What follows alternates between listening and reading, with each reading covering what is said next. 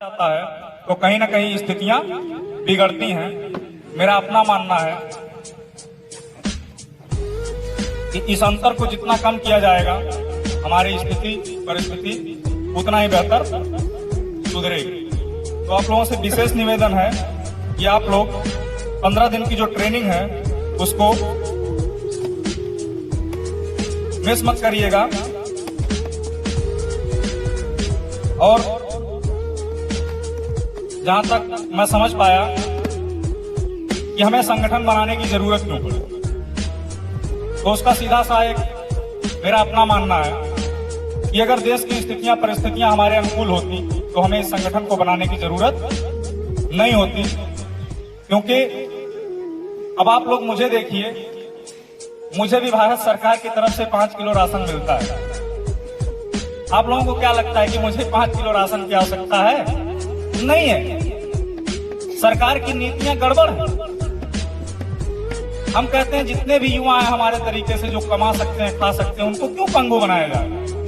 उनका राशन काट करके हमारे समाज में विधवा माताएं हैं, बहनें हैं, बुजुर्ग पुरुष हैं, उनकी पेंशन 2 गुनी 3 गुनी 5 गुनी करो ना, ताकि घर में उनका सम्मान बढ़े। लेकिन युवाओं को पंगु बनाया जा रहा है, बुजुर्गों के पेंशन को कम करके उनकी स्थिति पारिवारिक रूप से भी खराब की जा रही है। कहने का मतलब हमें आर्थिक चोट पहुंचाई जा रही है। तो हम जिस देश में रहते हैं, अगर उस देश की व्यवस्था या व्यवस्थापक हमको आर्थिक चोट पहुंचाने का प्रयास करेंगे तो कहीं ना कहीं एकजुट होना हमारी आपकी मजबूरी है। और जब हम आप एकजुट होंगे तो कहीं ना कहीं एक बड़ा कार्यक्रम संपन्न कर पाएंगे।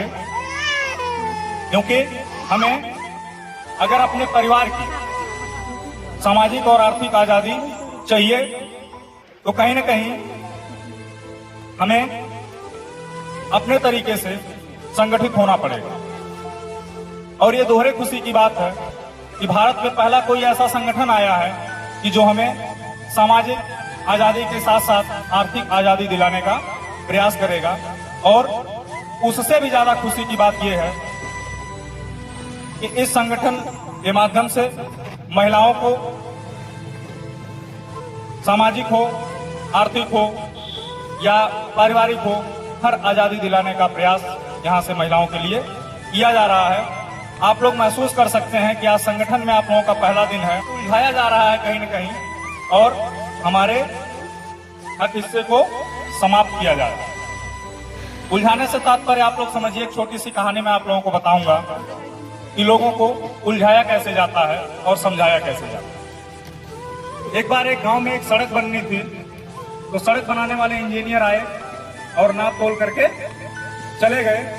तो जब वहां पे मजदूर लोग आए सड़क बनाने के लिए तो एक नेताजी से उन्होंने आकर के सड़क को ब्रेक करवा दिया कि यहाँ सड़क नहीं बनेगी। लेकिन उनके कहने से काम तो चलता नहीं, तो उन्होंने अपने भक्तों को बुलाया और भक्तों को यह समझाया कि मान लीजिए अगर यहाँ सड़क बनी तो आपके गांव से अगर कोई चोरी करके जाएगा तो उसके पैर के निशान नहीं मिलेंगे, आपका नुकसान हो।